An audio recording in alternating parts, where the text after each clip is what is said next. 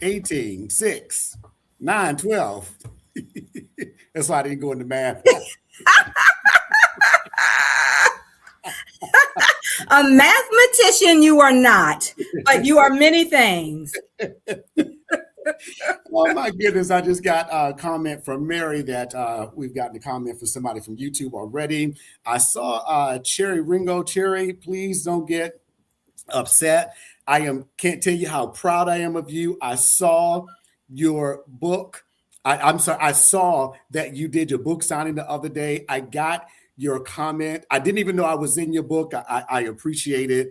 I don't. I'm always humble when somebody feels like I've done anything to help them. So what I promise I'm going to do, Cherry, if you can hear me, is next week I'm going to make sure I feature your book. So we'll definitely connect later on in the week. Please forgive me. I've been dealing with pain and some other things over the last few weeks.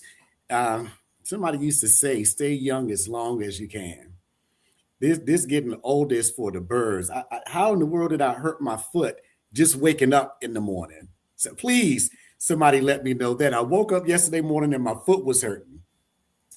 Anyway, and no, I didn't do anything to it while you were sleeping. You know what? For all of my patients who check in, who chime in with us, they already know you about that beating your husband life. So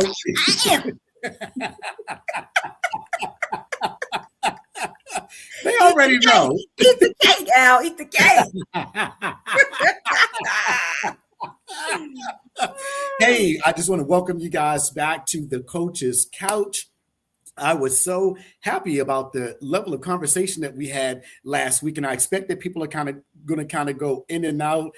The last few weeks, man, I used to hear my pastor say, anytime you want to make the devil angry to get him in your business, start doing something that's going to help somebody else. Because for the last few weeks, we weren't able to get this live, but it looks like we're good now. I see people checking in. So I'm just so appreciative for everybody who joined us last week, everybody who's joining us this week.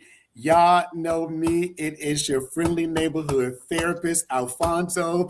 And yes, for those of my patients who show up, y'all know I kick it 100%, but I really am friendly. At the end of the day, after I tell you what it be like, at the end of the day, I'm really a nice guy. Would you say so, Bree? I mean, well, they keep coming back, so that's a testament, babe. Okay.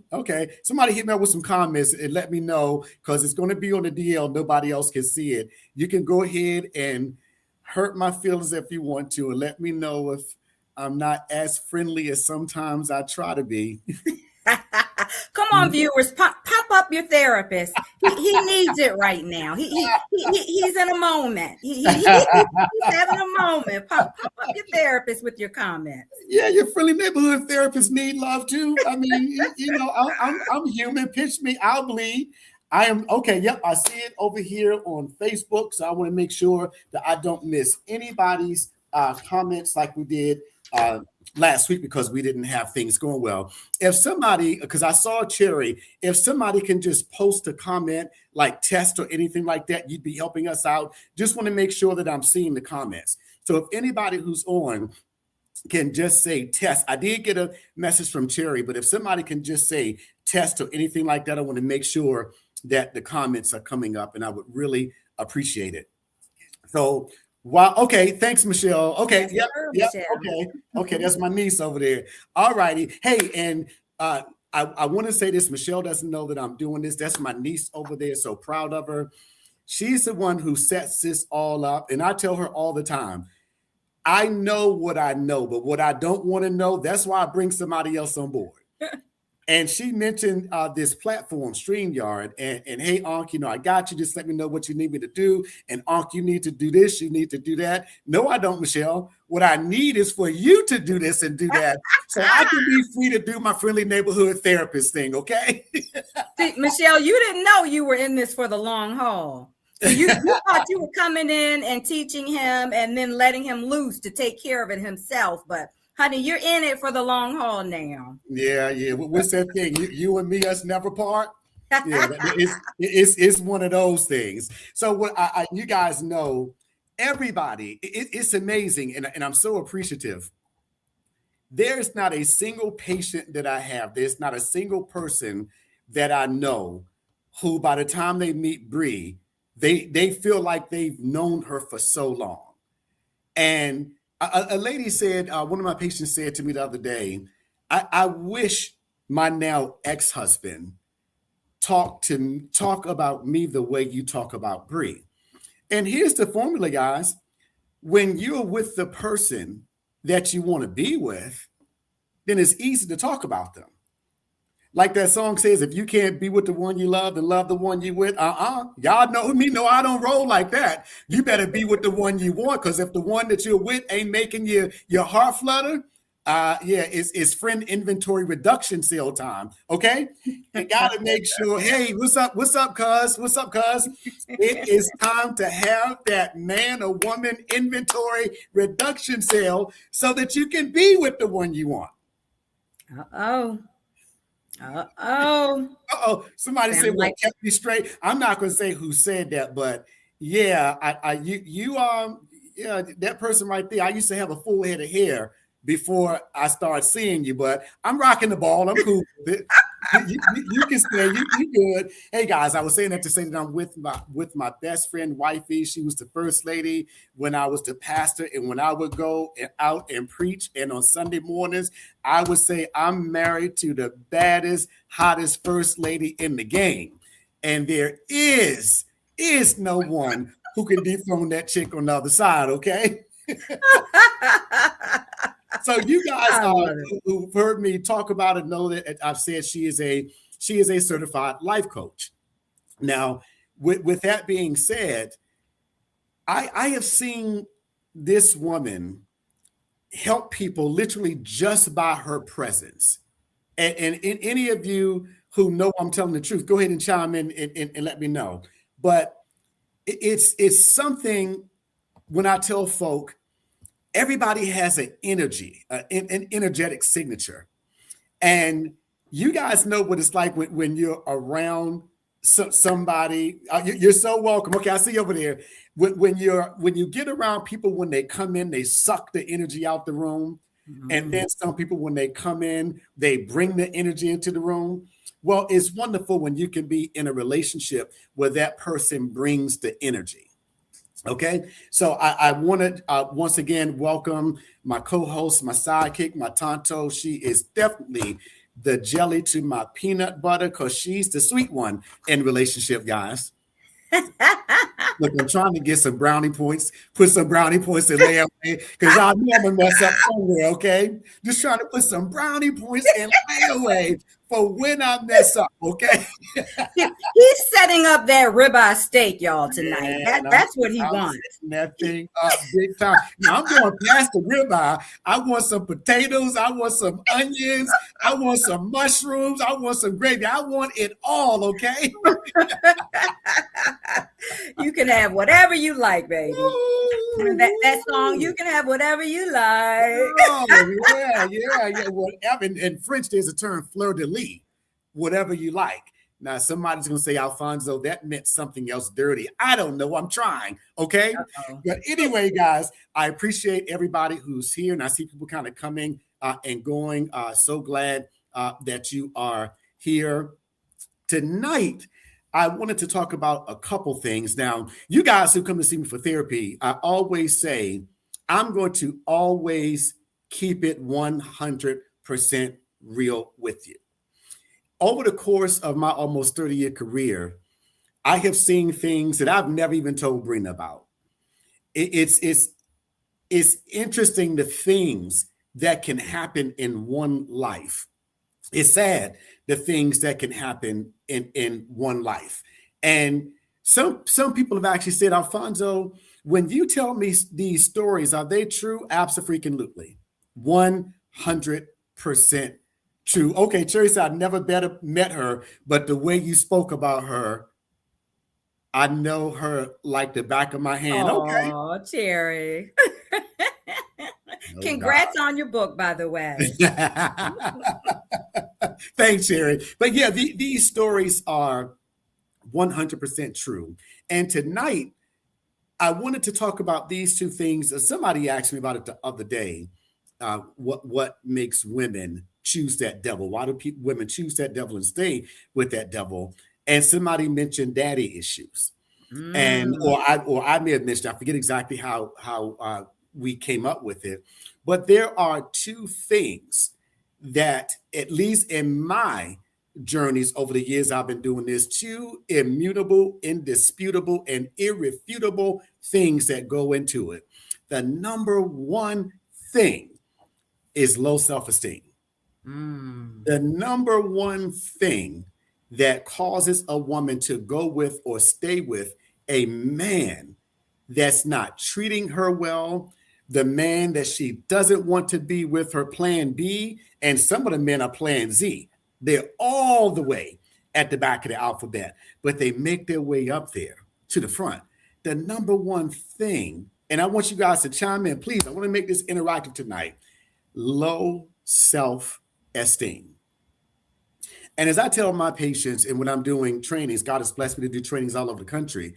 Self-esteem, the root word of that phrase, self, is something that only you can give to yourself. It's not imputed esteem, it's self-esteem. In other words, don't let somebody impute into you what they think your value should be. Right. Self-esteem is how I see myself, but quite often is predicated upon all the negative, nauseous information, things that people have spewed out about us or have cast on us. When I say that the number one reason why I see women get in and stay in bad relationships, it's because of their self-esteem. Now, once again, I'm going to tell you a story, and I hope that you guys don't have weak stomachs. We want to make sure that we're not doing anything to get us a mark by YouTube or any other social media.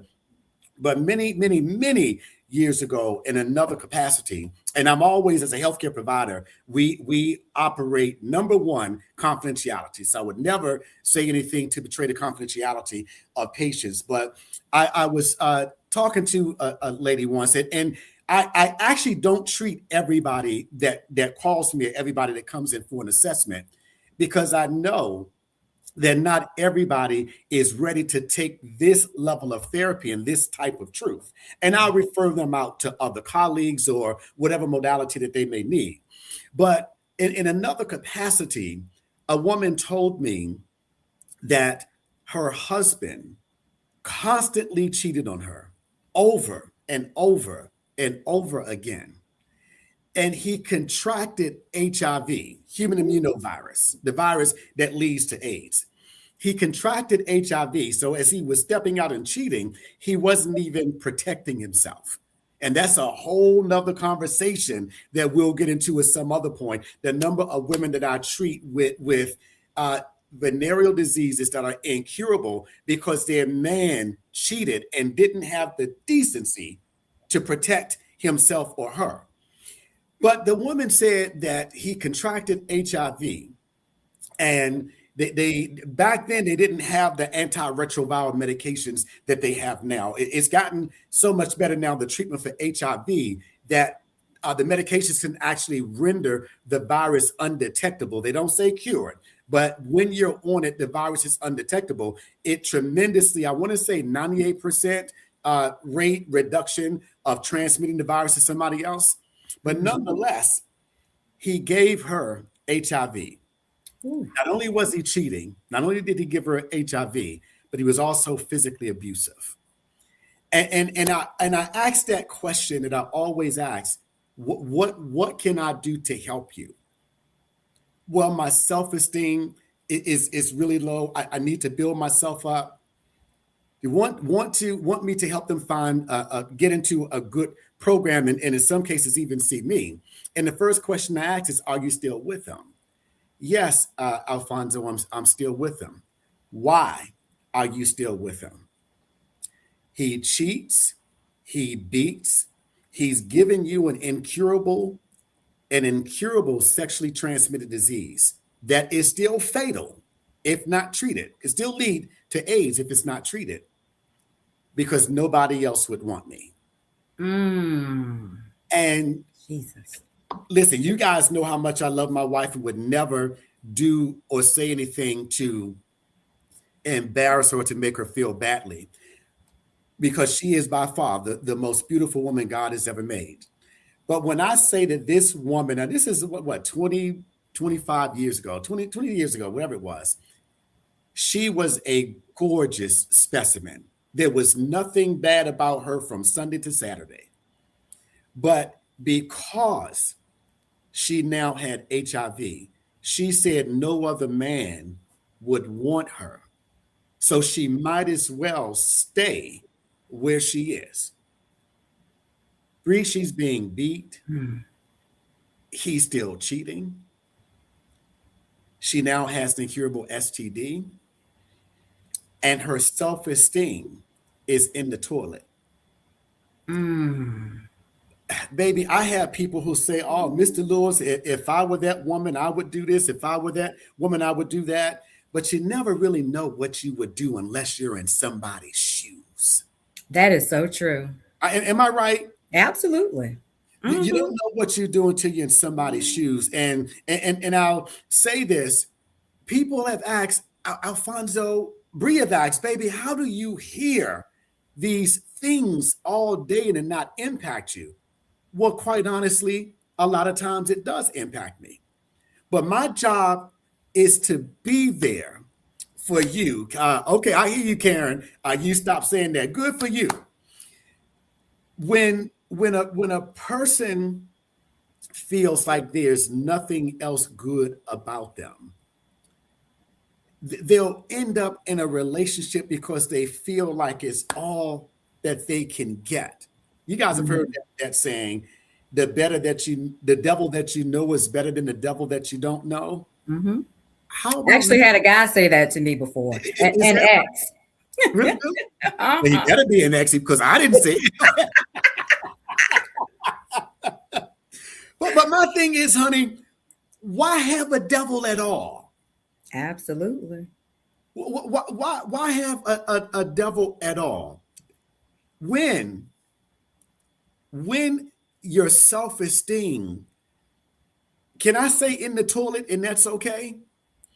When your self-esteem is in the toilet, if you haven't walked a mile in that person's shoes, you can never understand why they stay.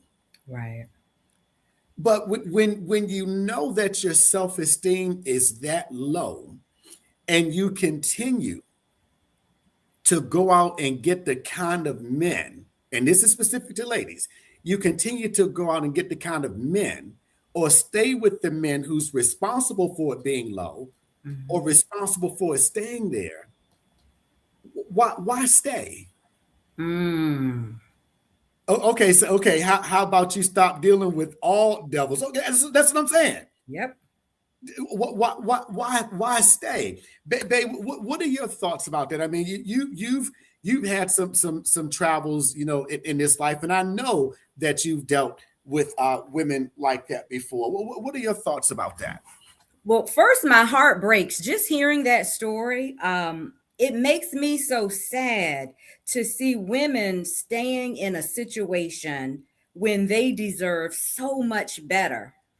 But self-esteem is made up of three components: self-worth, self-respect, and confidence. And if any of those are lacking to a high enough degree, then you suffer with low self-esteem. And I don't know what the situation was in that woman's life, but self-esteem is first built in our childhood.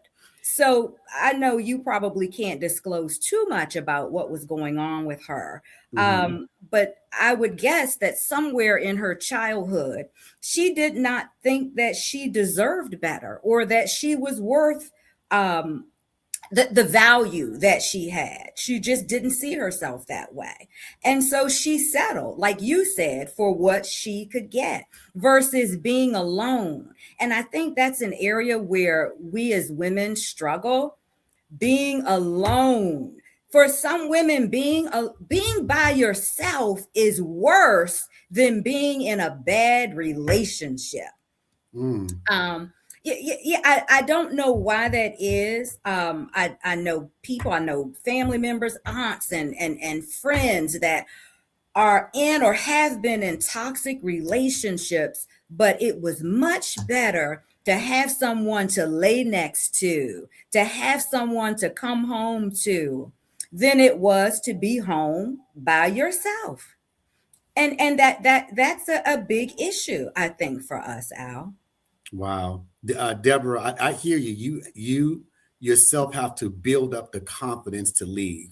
We can't do it for her. Hmm. Yeah, V said painfully true. Yeah. It's just hearing you say that. I don't know. Let me ask, as a woman, when you see that in another woman, is it more painful for you, Bree, as a woman, to see another woman that way? It is. It absolutely is. And just because I'm a Christian and an elder, I have learned to be less judgmental.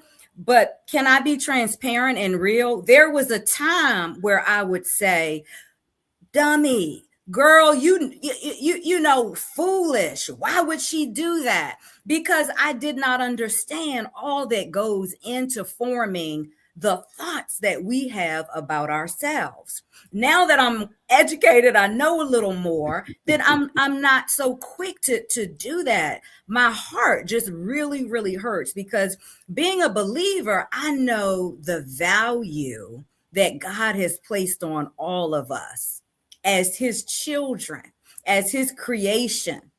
And so any of us women that settle for less than what God wants for us, let's not do it.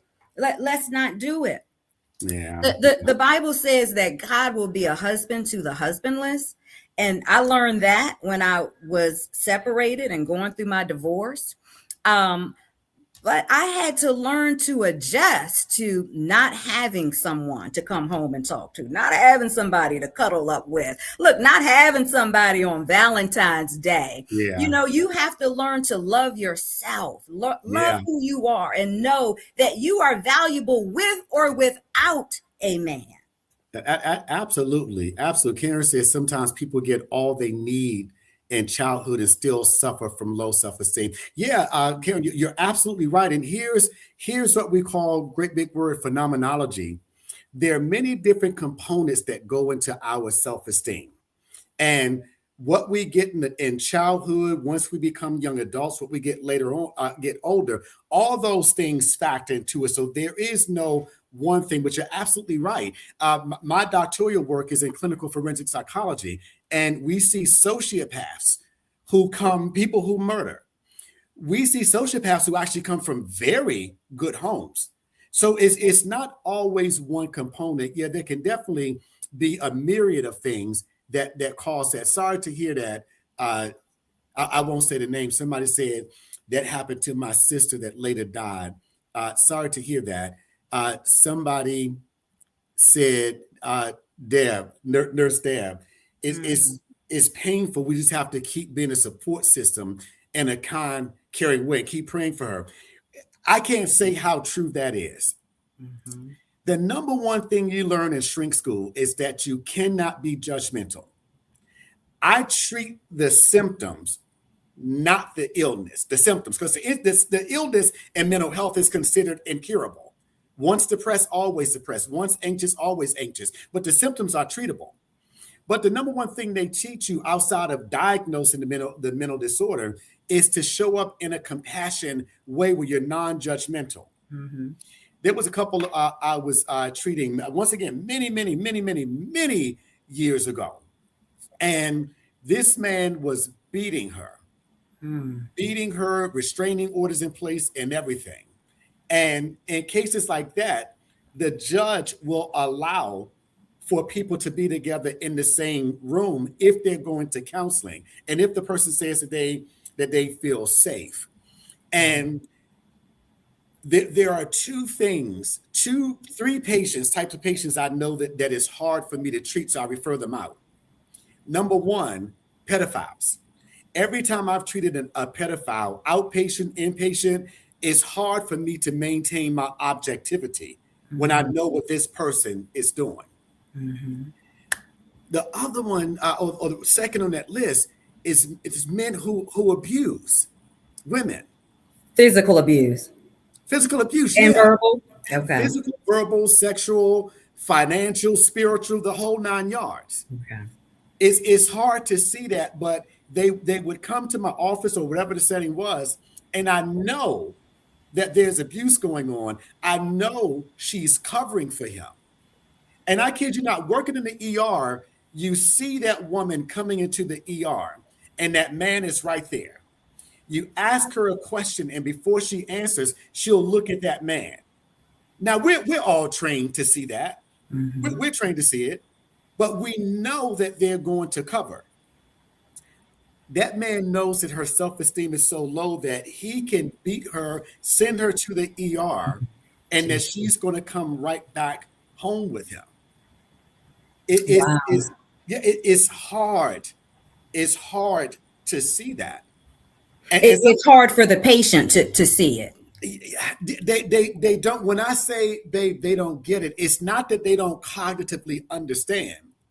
Stephen Biko, the murdered South African anti-apartheid advocate, said that the most powerful weapon in the hand of the oppressor is the mind of the one that he's oppressing. Mm. And it's so, and that's why I love this field. I wanted to study psychology. If I can get Brina's mind, I can beat her on Monday in Maryland. Then I can take a trip to Australia. Know she's going to the ER, but I know she's not going to say I did anything because I got her mind. Woo, because I've groomed her. The term that we use for pedophilia and abuse, I've groomed her. I got her mind, so I'm good. And even if the police show up after she's gone to the police station to file a report, they arrest me. I go to jail. Brina comes in, and she'll say, "Well, no, I didn't say Alfonso beat me. They tricked me into saying that." Mm. And this is, I'm not talking about when that woman is afraid of that man. I'm talking about when that woman feels like I can't get any better than him. Mm. Yeah, Joe. So there's really is no cure for anxiety, depression, only treatment. Yeah. In mental health, we say, in physical health, diseases can be cured. Mental health, we say they go into sustained remission. So a person who has depression, anxiety, PTSD, schizophrenia, schizoaffective disorder, they may not have a symptom for 25 or 30 years, but something can happen to cause a resurgence, a trigger in that illness. But the treatment of the symptoms is so successful that you can actually go the rest of your life and never have a flare-up. Deborah said, I'm sorry, babe, were you going to say something about that? Going back to what you were saying about the domestic abuse, what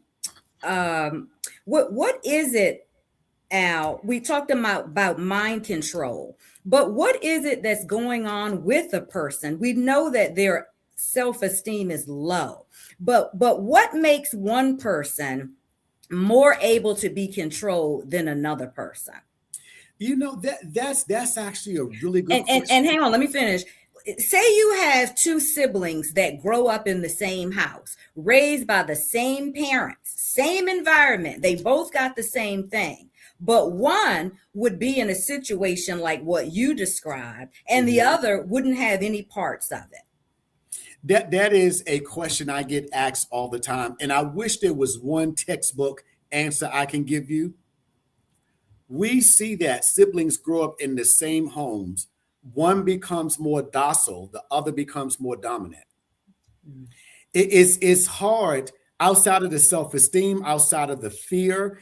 Some people are afraid to be alone. They feel like they can't make it on their own, so they'll take the abuse. And what I've heard a lot is, oh, he's only like that when. He's only like that when he's stressed, when the finances are good, or when he's drinking. Yeah, Deborah, it is hard for us to see that. And coming from an ER background, like I'm sure you've done, Deb, at least a clinical rotation in the ER, it's hard to see it. But there is no one answer that would satisfy that. There are so many different variables. But here's the thing. At the end of the day, it's about either low self-esteem or fear in some way. Low self-esteem or fear. And that's why I said we use the term grooming. Once you have groomed, he doesn't even need to place a hand on her. He can whip her mind. That's absolutely, Jerry. That's exactly what I'm saying. That's what I was talking about with grooming. A person who has groomed a child or woman or anybody, they can do it in a way where the threat alone is enough. I went on a case many years ago. I'm trying to figure out how I want to say this.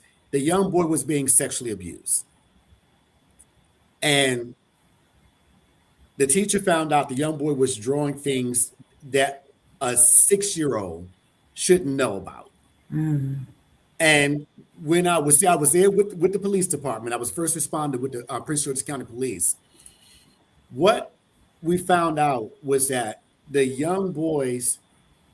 man who was abusing the young boy would show him cut up pictures of a woman's body. And he told the little boy, if you ever tell anybody what I'm doing to you, this is what's going to happen to your mom. Wow. So you can groom with either fear or rewards. If you say something, I'm going to beat you. If you don't say anything, I'm going to reward you. But all of it is part of grooming. And once again, and Deb, I appreciate you saying that. When you see it, it's a sadness that you have as a healthcare provider. You know that this person is going right back to it. You can give them pamphlets. You can teach them the universal sign. If you're in trouble, you can do all of that. But when they are afraid to say anything, and I've actually had women who stayed in situations because of the finances. If I go, I can't live in this $1 million house. Yeah. And I imagine, especially if there are children in the situation too, the finances could play a big role. Yeah. Them triggers. I hear you, Dred. Them triggers. I appreciate you buying your copy of the book. Yeah, it's that grooming. It's all about control. I'm going to whip your mind or I'm going to whip your body, but somehow, some way, you are going to be afraid of me. But when that woman, and she could have grown up in a household with a strong father figure, with strong brothers, but depending upon where that woman's self-esteem is, depending upon what she's learned, if in fact there's the possibility of a mental illness or intellectual disability, all those things factor into it. What I used to tell my patients, now listen, I didn't mean this literally, okay? So don't nobody say that licensed healthcare professional was advocating vigilante justice. No, I was saying it metaphorically. I said, if that man puts his hands on you, you say, if you do it again, I will cut your hand off. If he does it again, cut his hand off, go to jail, do your time. But your name would be out there that you ain't want to be messed with. Now, yes, I love it. Locally, Look, okay. Some women are built that way anyway. You don't have to tell them, Al. Yeah, that's what they need to do because they're doing that anyway. Look, and then after they take care of it, their brothers and their cousins and Pookie and them are going to come and finish the job. Hey, I'm just saying, for those of us who are of a certain age, Lorena Bobbitt, what she did to her husband became like a battle cry. Don't get Bobbittized down. When she cut her husband's member off many years ago. Yeah. You never heard anything else about Lorena Bobbitt's husband ever abusing another woman. And when I say she cut his member off, she literally cut his member off. Now, I don't know all the ins and outs of it. I did not follow that story like that, other than to know that, and as she told the story, she had told him, stop doing this to me. And it got to a point where she literally cut his member off. No, we don't want anybody to do anything like that. What we want you to do is to get out of that situation. But here's the most difficult thing, everybody. When a person doesn't have healthy self-esteem, they don't get it just like that. Mm-hmm. The process of grooming takes time. The process of building healthy self-esteem takes time. But you can't build it as long as you're staying in the environment that's taking it away from you. That's why the number one thing we do is to try to get them out of the environment and get them to a safe house or a friend or somebody like that. And what's the rebuilding process? So when you discover that there's low self-esteem, how do you begin rebuilding your esteem? The first thing, that old adage that the first way you start solving a problem is to acknowledge that you have one. What we have to do is take that shiny coat off that they put on that person. We have to get them to see what their reality is. We have to get them to recognize more of their value. We have to get them to see that there are options. We have to get them to see that there are better ways of conflict management. Would you say, Nurse D, me and my brother are total opposites with the same upbringing, the same parents. I think my mother gave my brother an easy out by saying he's just like his father. Ooh, hear that all the time. Yeah. Or it runs in the family or on his father's side. And it had to do with beating women. I thought of it setting up and out to make it easy for him to beat on females, yeah.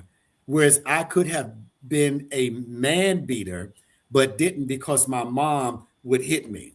Well, hey, look, Deb, you know, I've hit a man. I've known Deb for 25 years. I don't think she's a man beater, but I know she's about that life where you're not going to treat her that way, okay? So we're going to keep it rated G, Deb. How about that? But yeah, there are just so many things that go into it. And when people say, why does therapy take so long to get a person to a certain place? Woo, yes. You got to get through those layers, all those layers. What was that line? I think it was Miss Sophia in The Color Purple, who said, I know what it's like to want to sing, but have it beat out you. There's so many layers that you have to get through. And a person can have that corrective emotional experience. It may take years to get her to quote the famous Jesse Jackson saying, I am somebody. But when you've been told over and over and over and over again that you're nothing, eventually you start to see it. You start to believe it. And it takes a while to get that person to that place where they can believe that they can be somebody outside of this. Yeah, y'all saw the movie What's Love Got to Do with It? That courthouse scene. Give Ike everything. I just want my name. Is that what she did? Start over just with her name. But because we talked about it last week. And I can verify that Brina is definitely not that woman who feels like I can be nothing without a man. That I have to have Alfonso or I'll be nothing. What was it? And you talked about it a little bit last week, and I know some people are here this week who weren't here last week. How did you get that way? Because you grew up in the same environment with so many women wanting men and things like that. You're the resident expert here in terms of being a woman, desiring to be in relationship, but not taking any BS. What did you do? Well, for me, it was what I saw growing up. I grew up with strong women, strong grandmothers, strong aunts, and they didn't take any BS off of anyone, men or women. I remember a situation where I was at my grandmother's house, and there was a man that had been drinking and was acting up and calling someone out of their name, and all of the women just jumped on him. I mean, started fussing and cursing, and I mean, he backed down and ended up leaving. But I did not grow up seeing women subjugate themselves to men in that way, Al. They knew they may not have had a lot of money or had the biggest and finest things in life, but they knew that they were worth more than that. They knew that they respect themselves, that they value themselves. Yeah. So there were just certain things that I did not see women put up with. Yeah. That's good, and that's why women who have what you have can actually be more effective with just what your upbringing was. A person like you can be more effective in helping a woman who's in that kind of relationship than somebody like me, because you saw it, you grew up with it, you never allowed desperation to make decisions for you.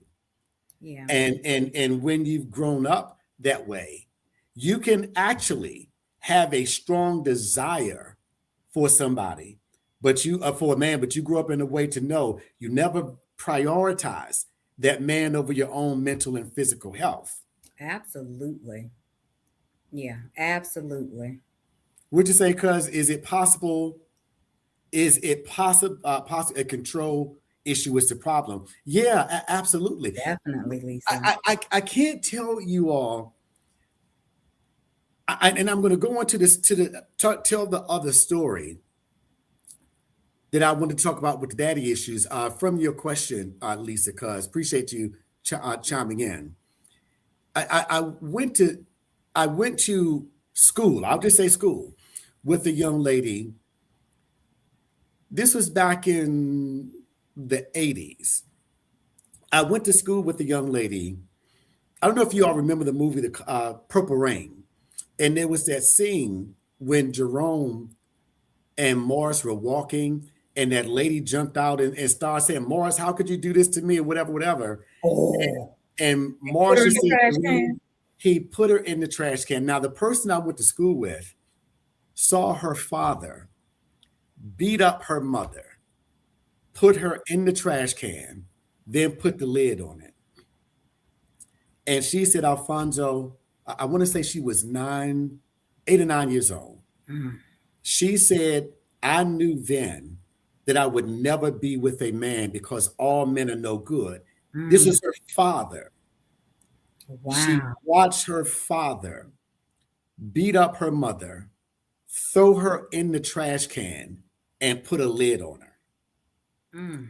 At 8, 9 years old? Wow. Devastated. Mm. Absolutely, positively devastated with her. And to your question, cuz that's, wow. That's power. It's about control. Because you have to understand the psychology behind that. He didn't fear getting locked up. He didn't fear retaliation. He didn't fear her saying anything. The mom had already been damaged in some way. But what the dad did to the mom now damaged the child. And all her life, she had had sex one time. That was with a friend for the purpose of getting pregnant because she wanted to have a child. She said, Alfonso, it wasn't that I had any thoughts of being lesbian or anything else. This was, I was damaged by how I see men because of what I saw my father do to my mama. Now you got to understand the psychology behind this. He beat her, he picked her up, he threw her in the trash can, and then put the lid on in front of his daughter. In front of his daughter. Jesus. It is about, Lisa, control. It's about, I can do any effing thing to you I want to, and I ain't got to worry about any reprisal because I got your mind. I control you, aka I own you. I own you. But so many of the women that I've treated, that I treat in different settings, like I said, God has blessed me to literally go across this country and Canada to do presentations and to see folk. And I got people I treat all over the country. But when a woman has seen that in a man, it does something to her. It puts her in that place where she's already, yeah, wow, Deb.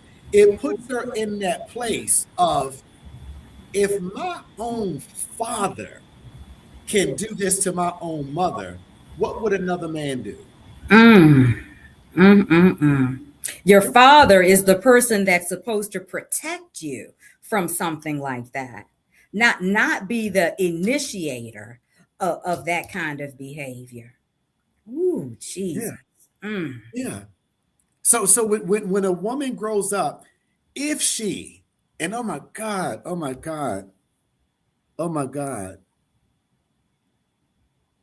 if that father has not been a positive influence in that woman's life, and so many women need that from their dad. If she desires it and he doesn't do it, where do you think she's going to get it from? Where do you think she's going to seek for it? Yep. Yeah. Yep.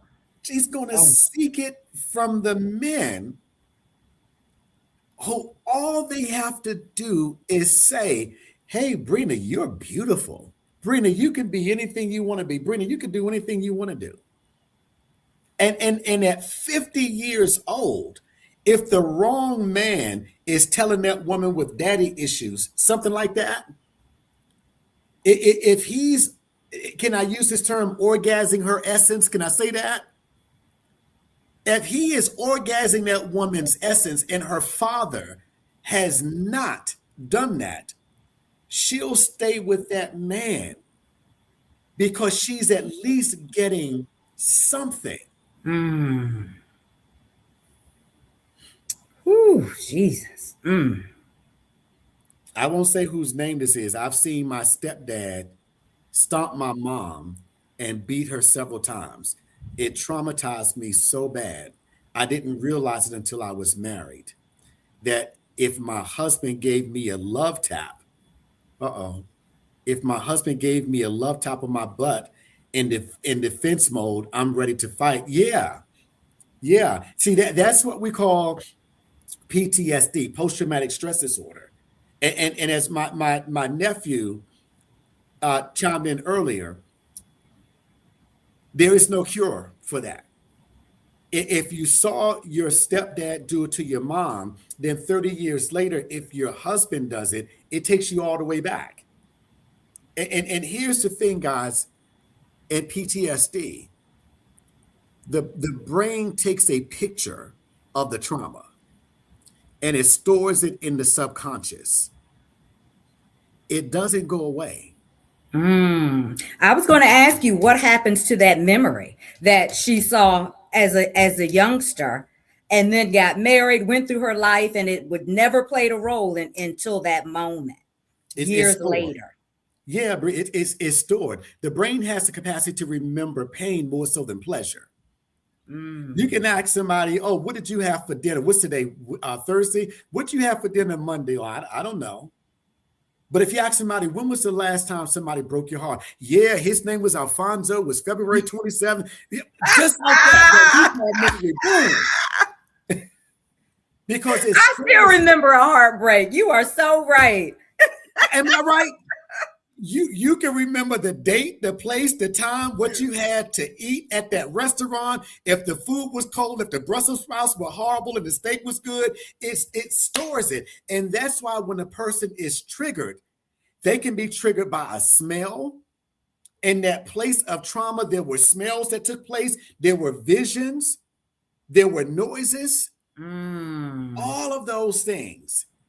So Adaptation our takes senses are activated. your five senses are all of it is freeze framed and folded nice and neatly and tucked into your subconscious. Mm. And all somebody has to do is something that resembled what happened 25 years ago, and it comes back like it was fresh. And here's the thing, I appreciate you saying that to the person who said it. When that trauma has been something that potentially threatened your life, when you're triggered, you could actually threaten the life of somebody else, because in that moment, I'm not looking at Brina Lewis. I'm looking at the person who did it to me many years ago when I couldn't defend myself. Mm. So in that moment, I am literally no longer seeing Brina. What has now been triggered in my subconscious has now come up to my conscious realm, and I want to get that payback that I couldn't get before. I don't know if you remember, Brina, because I had this happen with some women that I dated, and you said that's an odd question.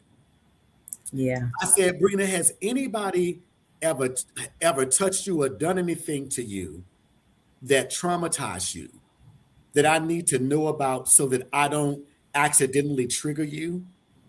And you said that's an odd question.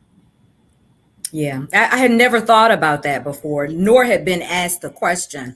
But I mean, I understand now how important it is to know that, especially going into a relationship. Yeah, and the reason I asked was because I've been in a couple relationships where the woman had been traumatized, and I mean something as simple as a hug. And you guys know I'm just as affectionate as can be. That's why I always have cameras and things in my office. It helps women to feel safe, and it protects me.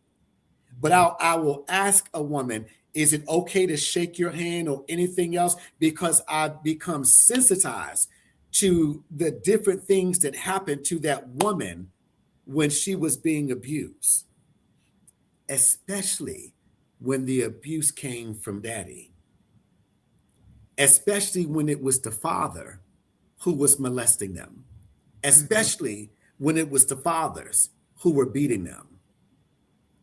The father figures, the fathers who come in, who groom the children. Yeah, people like me, people like Nurse D, who's Deb, who's on there. It's hard to see that.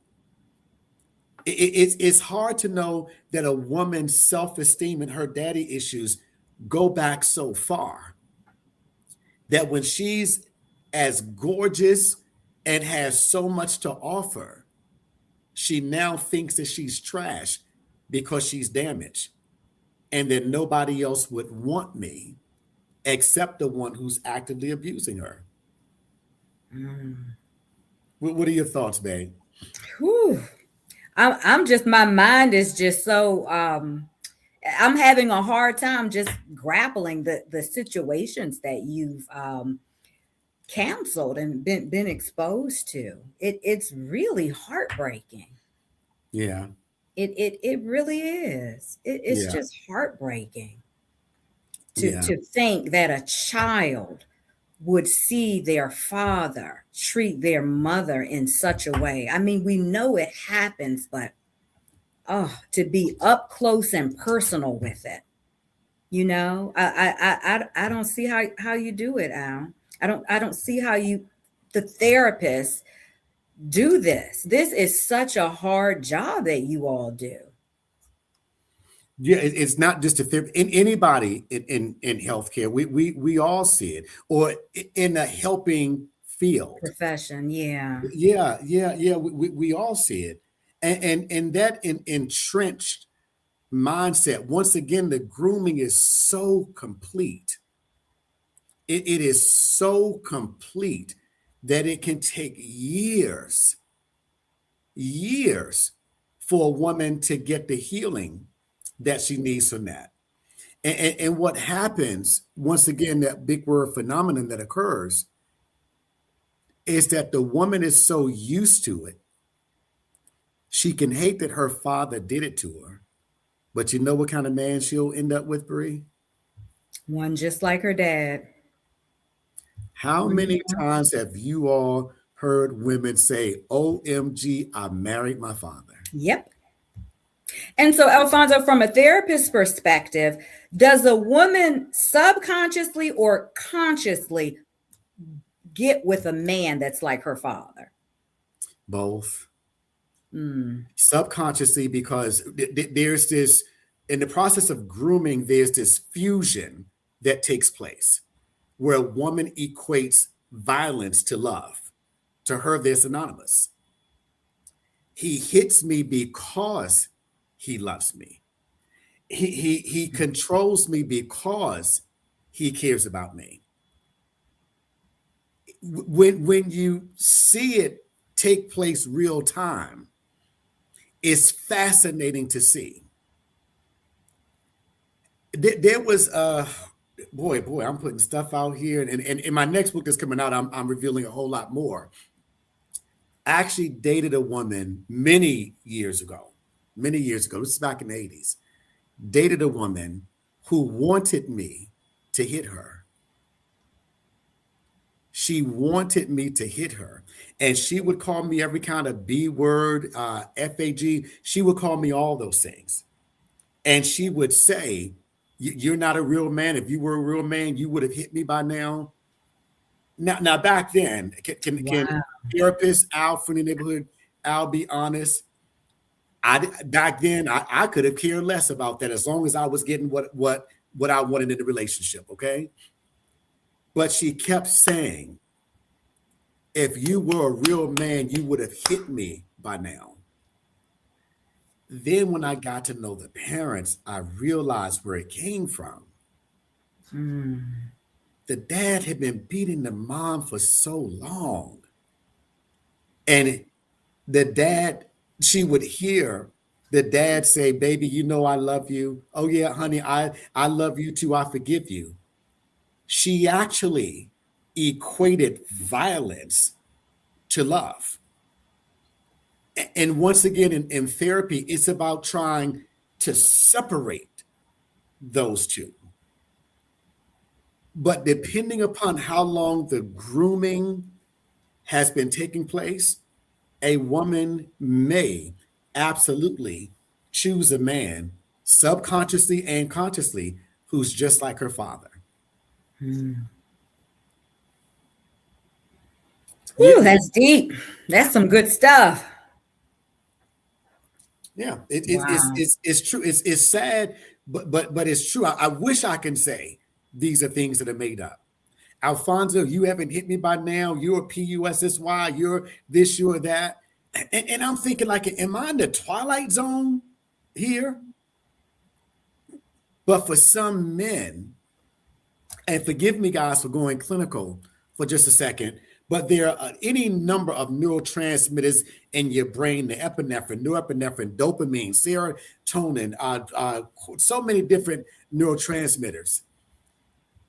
For some men, the desire to abuse a woman actually causes what we call a dopaminergic release, the same chemical that's released when you do stimulants, cocaine, and things like that. I remember I was in school and we saw studies that psychologists had done of men who said they abhor, they hate domestic violence, rape, things like that. But they allowed themselves to be connected to, I want to say it was a PET scan at that point. Mm-hmm. And they were shown images of women being abused. And you can see the dopamine, I mean, exploding in their brain. Some people actually get a dopaminergic release as a result of what they do. Now, y'all ready for this?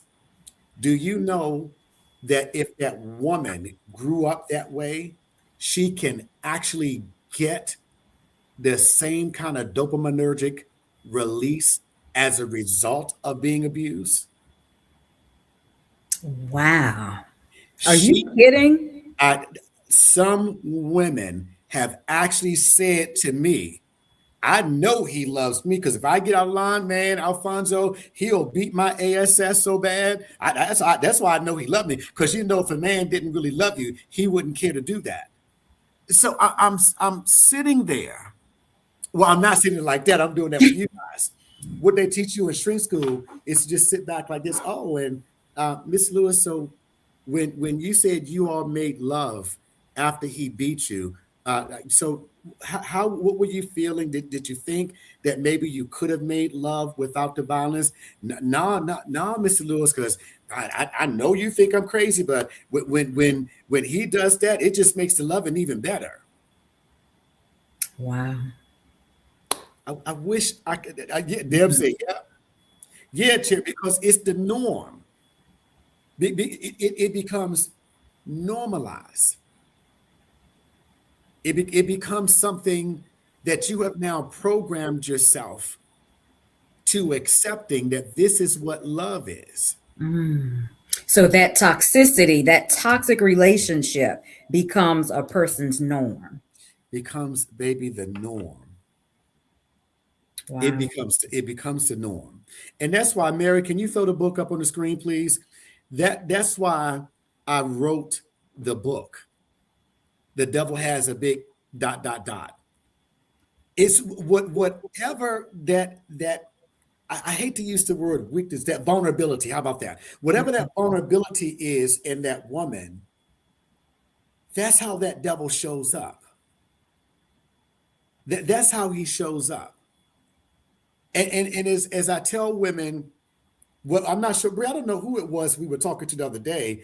I was talking about making sure that you have a parallel progress. Is what I was talking about. Parallel progress in a relationship, where if I'm digging Brina, she's digging me, but we don't know each other yet. If I say, "Oh, Brina, I love your hair," and then you say, "Oh my God, Alfonso, I love that ball. I've always loved a ball, man. Oh, when you chocolate too, and I just love that. And yeah, when you wear colors like that, that brown with that gold, oh yeah, that I just love it." Boom, gotcha, got you. That's not parallel progress. Parallel progress is when, yeah, Tara, like BDSM. Parallel progress is when you're dating. Now you can feel like this is the one for you. But parallel progress is, Brina, I love how those glasses look on you. Oh, really? You know what, Alfonso? I was thinking the same thing. I really like your glasses. Yeah, like where did you get those from? Oh, what's your prescription like? You keep it in that zone. Then if it moves to, oh, you know what, Bree, that jacket that you have on, I saw a jacket like that, and I was thinking maybe I'd get it for you, but I see you already have one. Oh, yeah, yeah, I already have one. I appreciate it. And you know what, Alfonso? Yeah, I was going to say that you had on this suit last week, and I like how you look at it, but I wasn't sure if I should say that now. See the parallel progress. Deb say, ha ha ha. Deb, 100% HBCU facts to you, okay? Parallel progress means I'm clocking you, bro. I can feel like you are the best thing that's ever happened to me, but I'm gonna make sure I don't give you the keys to my head, my heart, my soul, and everything else, just like that. Mm-hmm. You follow what I'm saying? What are your thoughts, babe? Woo, parallel progress is a good thing, right?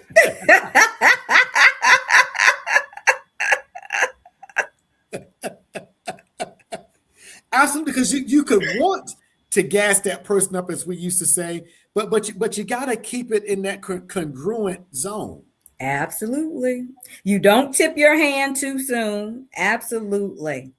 Yeah. Uh-huh. You don't put too much out there too soon. And there are women. I know one. I can see her face. I'm thinking her name, and she loves love. She's a romantic, and so she will put it all out there. I mean, lay it all her cards on the table at the first meeting.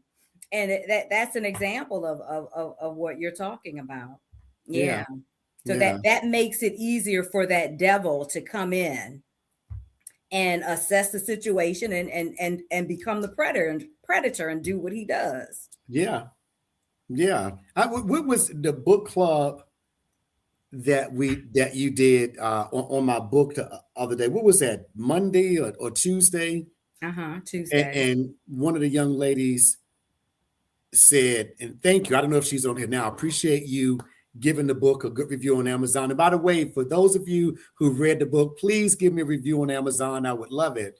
And when I asked at the end of the book club, how she was doing, and she just said she was waterworks because she saw herself Mm-hmm. all in the book. And yeah, as an author, I love when people say, hey, Alfonso, you were talking about me. I got something from that. One lady said, Alfonso, I've read the book 3 times.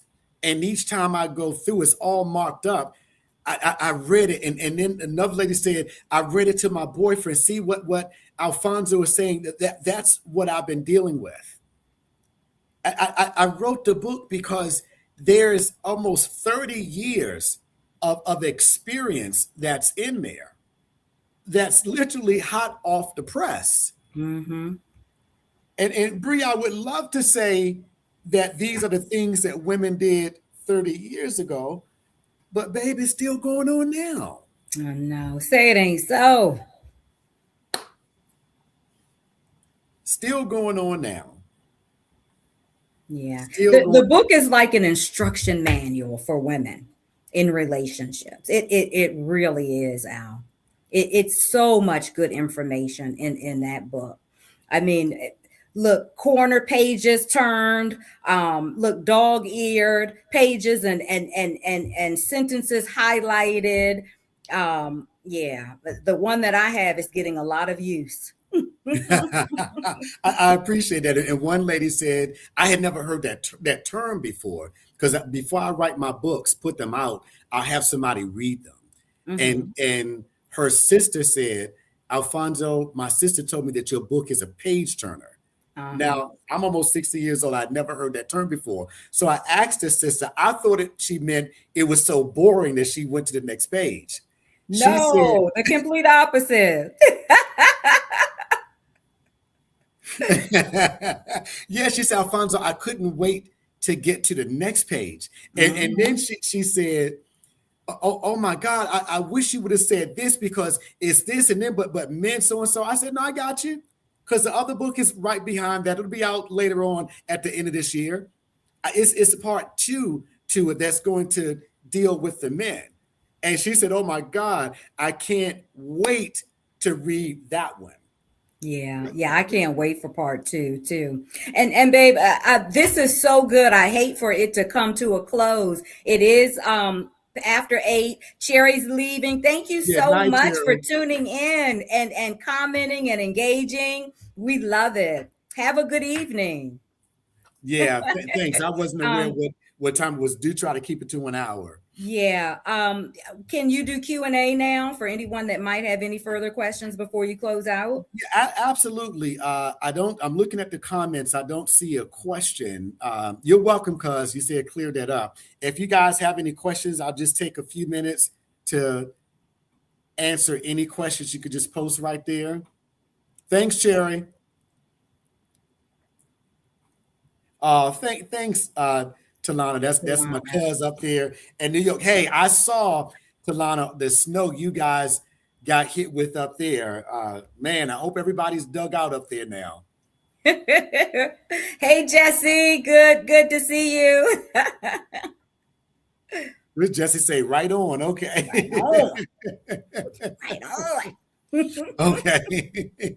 All right. So if, like I said, if you guys have any questions, this is where you can ask. And once again, I have to say what I said before. I am obligated to always honor confidentiality. As a licensed healthcare professional, I can't talk about anything about a person even when they pass away. What I know has to go with me to the grave. So I can't always answer questions if I think that it would violate somebody. I noticed some of my patients chime in, and I wouldn't want them to think, hey, well, that's what I talked about with Mr. Lewis. And even though he didn't use my name, I didn't want that up there. No, I would never do anything like that. But thank you, Cherry. You changed my life. That's a show. Oh, thank you Aw. so much. I really appreciate that. I know Cherry says she's leaving, but she just wrote her book, and she said, Mr. Lewis, at my signing, people were asking who this Alfonso is. Had no idea you would have put me in the book. I appreciate it, but I want to. The book is a roadmap to survival, and Oh, I love I'll that. put it up on the screen at the next Coach's Couch share. I make sure that we're definitely plugging your book, but I want to make sure people understand. As much as I may want to answer some questions a certain way, I just can't. But what I will double back and say is, thank you, Jesse, is that I have to echo what Nurse Deb said, and anybody who's in the helping field, pastors see this all the time.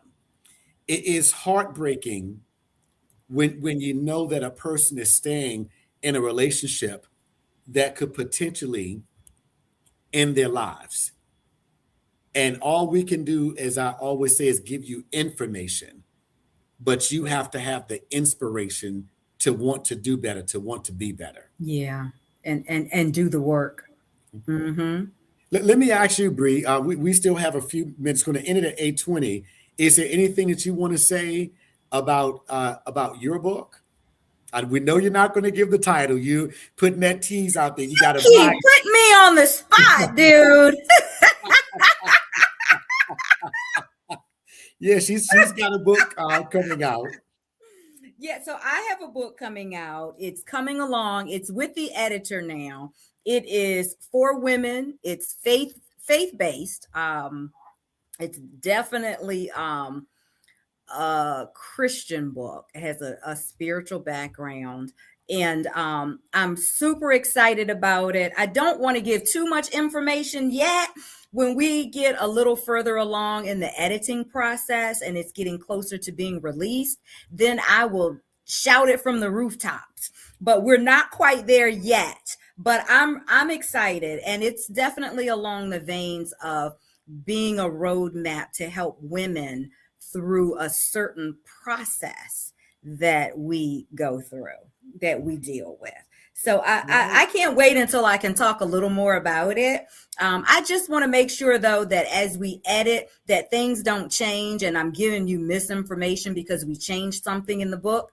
So as soon as we get a little further, I will start talking more about it, okay? So Deb said, "Can't wait." Can I ask you, babe, what inspired you? Can you say what inspired you to write your book? I can. A bad relationship, a separation, and divorce. So that inspired me, and the process that God took me through when I was going through those situations, how He revealed some things to me, made me self-aware of my own issues, things from childhood, made me aware of my strengths and my value, who He made me to be, my identity in Him and in the world, and took me through a healing process. Yeah. So I can't wait to talk more about it. But I'll leave it there, babe. That's it. Can't say anything else. I'm glad for the healing process because it landed you here. Yes. Yes, it did. It absolutely am her Prozac, did. Okay? I am her Prozac, okay? Hey, I want to give a couple shout outs here. They don't know that I'm doing this. First of all, I want to give a shout out to Dr. Erica Green, Dr. E. Yeah, Dr. Green. E. Woo! Yeah. Shiro Publishing is the one who published this book. People who know me know that I don't just deal with anybody. You have to impress me. You have to show me that you're a professional. And I dealt with Dr. Green in an anthology that I was a part of, Suffering While Serving. And I can't say how impressed I was with her level of professionalism. Dr. Green, I don't know if she'll see this, but we are rocking with Dr. Green, Dr. E, over here. She's doing Brenda's book also. Yeah, But and she did your the anthology as well. yeah, that's what I said. The anthology, she Hmm. did this one. And I also want to give a shout out. I did see uh, co-pastor Lila Lindsay on what I do, and some of my patients I have been the benefactor of this. I'd like to use what we call in my field positive visualization. And somebody said, "Hey, what's that shirt you have on?" Says having nothing but possessing all things. 2 Corinthians 6:19. When I'm inspired to have something positive, I'll hit Pastor Lila up. God bless you, Pastor and Bishop Husband up there. I see you guys doing your thing. Congratulations, Tanya, with your Yeah. ordination. But I want to give a shout out also to Lila in All Things Favor Apparel. I do not get anything at all. Nothing at all. She doesn't even know I'm doing this, but I will order shirts for people to be a blessing to them. And this is one of the scriptures that I live my life by. I don't have anything, yet I possess everything. If you guys want to get a shirt, she's professional. Once again, that's Lila Lindsay Adams. And the name of her company is All Things Apparel. And if you guys want to get you some shirts, I ordered some for me. I ordered some for Bree. I just gave a patient one the other day because I like to pour into people's lives. Right. And the shirts are good quality too. Okay. Deb said, what other platforms? They are. Yes, babe, they are. This is also being streamed live on my YouTube channel, Mental Matters FYI. I usually do a video or a short 2 or 3 a week. And you know what, guys? The information that I put out on here and I put out in my other social media platforms, it's the same thing you're going to get in therapy. And Bree, I give you permission to say if I'm lying. I'm just me. I'm me wherever I go. I don't know how to be anybody else, and I don't want to be anybody else. I'm going to give you what I know God has given me for you unapologetically, and I'm not going to sugarcoat it. But if you feel so inclined, go over to my YouTube channel, Mental Matters FYI, and yeah, you can pick up some nuggets over there too. Bree, you want to say, look, I'm so used to us being pastor and first lady. It's like, first lady, can you close us out in prayer? It's been a while, babe. It's just ingrained in my DNA. It's been 6 years.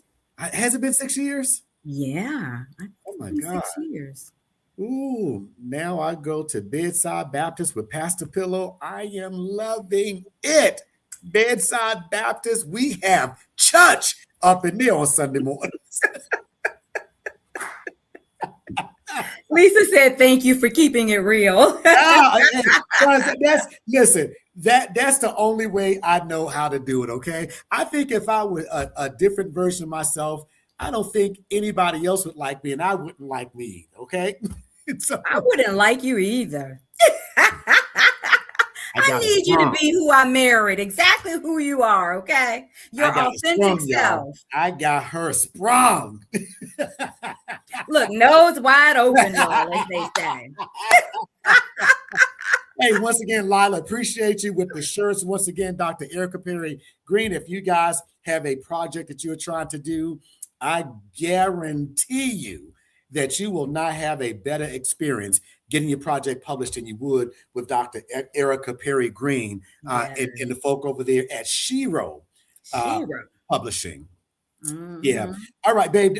Anything you want to say to close us out tonight? No, just thank you all for participating. Thank you for hanging in there, asking the questions, giving the feedback.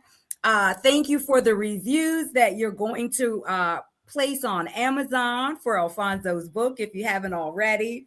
Thank you so much for that. And look, everybody have a good night's sleep. good night's rest. And we'll see you back here. Next Thursday, Al, at 7 o'clock? I'm not sure if we'll be on next Thursday. I Oh, will okay. definitely send everybody information. I'm trying to get a few things lined up because what I'm trying to do is to get some of the fellas on here who were those devils. I want you. I was that Yeah. guy. I want to get some of the fellas on here also to let you know from their perspective how they ended up that way, and some especially who, they made those changes and they're using their powers for the cause of good now. How about that? Yeah. Oh, that's going to be great. Oh, yeah. I can't wait to watch that. Hey guys. Oh, that will be good for the ladies. Yeah, Yes. yeah, which we're trying to make it happen. We may have to only hear their voices and not see their face. Yeah, we'll have to black them out like they do on the news. Yeah, some of those brothers still in the witness protection program. Okay, but if we could just get their voices on, we'll do that, guys. I say this. I also have a YouTube channel on lawn care, DIY lawn care and home repair. Every platform I'm on, I end it with the exact same thing. This is no slight against my father, my mother. I grew up as a child of the 60s and 70s. We weren't told that we were loved. I don't know the first time in my life I heard somebody say, I love you. But from this retired shepherd's heart, this therapist's heart, this man's heart, I want you to know that you are loved. You are loved, okay? You are special. And what I tell people sometimes, you are so much better than what you've allowed yourself to become. Dare to be different. Challenge the system that you've incorporated in your mind. Get out there and let the greatness that you have on the inside manifest itself. Not only do you deserve it, you've earned it. And I really do love you. Hey, y'all be blessed. Take care. I'll see you when I see you. Good night. Be blessed. Peace.